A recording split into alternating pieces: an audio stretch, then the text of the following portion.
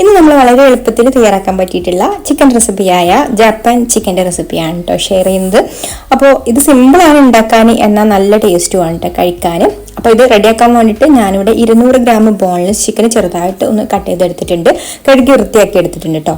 അതിലേക്ക് പാകത്തിനുള്ള ഉപ്പും പാകത്തിന് വൈറ്റ് പെപ്പർ പൗഡറും കൂടെ ചേർത്ത് കൊടുക്കുന്നുണ്ട്. ബ്ലാക്ക് പെപ്പർ ആയാലും കുഴപ്പമൊന്നുമില്ല, കുറച്ച് അതിൻ്റെ ഒരു കളർ വൈറ്റ് ആണ്, അപ്പോൾ അതൊന്ന് നിലനിർത്താൻ വേണ്ടിയിട്ടാണ് വൈറ്റ് പെപ്പർ ചേർത്ത് കൊടുത്തിട്ടുള്ളത്. പിന്നെ ഇതിലേക്ക് 1/4 കപ്പ് കോൺഫ്ലവറും 1/4 കപ്പ് മൈദയും ചേർത്ത് കൊടുത്തിട്ട് നന്നായിട്ടൊന്ന് മിക്സ് ചെയ്ത് കൊടുക്കാം.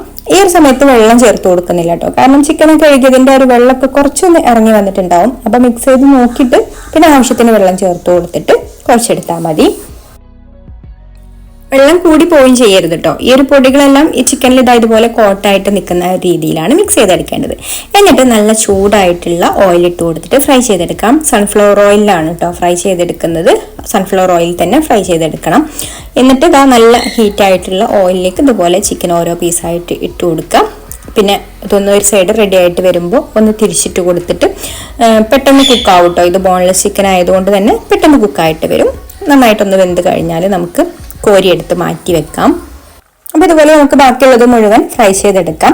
പിന്നെ നമുക്കിതിലേക്ക് വേണ്ടത് വെളുത്തുള്ളിയാണ്. അപ്പോൾ വെളുത്തുള്ളി ഒരുപാട് ഫ്ലേവർ വെളുത്തുള്ളിയുടെ ഇഷ്ടമില്ലാത്തവർ കൂടുതൽ ചേർത്ത് കൊടുക്കേണ്ട കേട്ടോ. ഒരു ടീസ്പൂൺ 1 ടേബിൾ സ്പൂണൊക്കെ വെളുത്തുള്ളി ചോപ്പ് ചെയ്ത് ചേർത്ത് കൊടുത്താൽ മതി.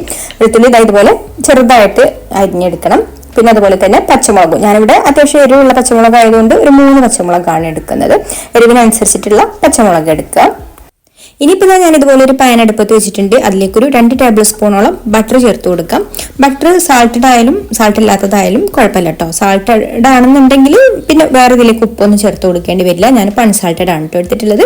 ബട്ടർ ഒന്ന് മെൽറ്റായി വന്നതിന് ശേഷം പിന്നെ അരിഞ്ഞെടുത്തിട്ടുള്ള വെളുത്തുള്ളിയും പച്ചമുളകൊക്കെ ഇതിലേക്ക് ചേർത്ത് കൊടുത്ത് നന്നായിട്ടൊന്ന് വഴറ്റിയെടുത്തതിന് ശേഷം ഇതിലേക്കൊരു 1.5 കപ്പ് പാലൊഴിച്ച് കൊടുക്കാം.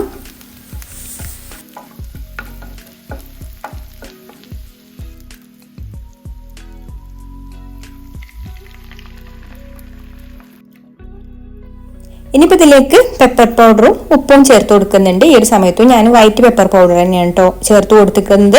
വൈറ്റില്ലെങ്കിൽ ബ്ലാക്ക് ചേർത്ത് കൊടുത്താലും കുഴപ്പമൊന്നുമില്ല. പിന്നെ എരിവ് നോക്കിയിട്ട് അതിനനുസരിച്ച് ചേർത്ത് കൊടുക്കാം കേട്ടോ. പച്ചമുളകിൻ്റെ എരിവും കൂടെ ഉണ്ടാവും. അപ്പോൾ ഈ പാലൊന്ന് നന്നായിട്ട് തിളച്ച് വന്നതിന് ശേഷം നമുക്കിതിലേക്ക് ചിക്കൻ പൊരിച്ച് വെച്ചിട്ടുള്ള ചിക്കൻ ചേർത്ത് കൊടുത്തിട്ട് മിക്സ് ചെയ്ത് കൊടുക്കാം. ഇനി ഇതൊന്ന് തിളച്ച് വരട്ടെ.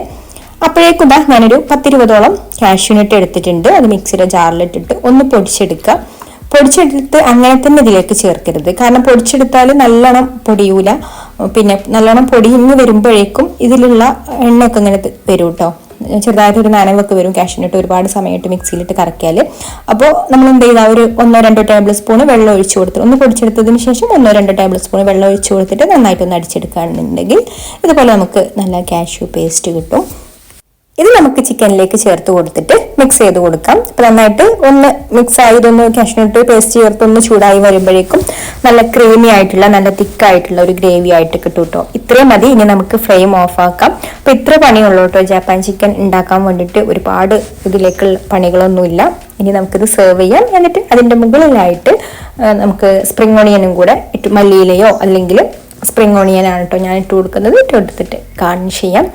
അപ്പോൾ അതേ ഇത്രയേ ഉള്ളൂ. ജപ്പാൻ ചിക്കൻ ഇവിടെ റെഡി ആയിട്ടുണ്ട്. അപ്പോൾ വീഡിയോ ഇഷ്ടമായിട്ടുണ്ടെങ്കിൽ ലൈക്ക് ചെയ്യുക, ഷെയർ ചെയ്യുക. അതുപോലെ തന്നെ നമ്മുടെ ചാനൽ സബ്സ്ക്രൈബ് ചെയ്യാതെ കാണുന്ന കൂട്ടുകാരാണെങ്കിൽ ഒന്ന് സബ്സ്ക്രൈബ് ചെയ്യാനും കൂടി മറക്കരുത് കേട്ടോ. അപ്പോൾ മറ്റൊരു നല്ല റെസിപ്പിയുമായിട്ട് അടുത്ത വീഡിയോയിൽ കാണാം. Thank you for watching.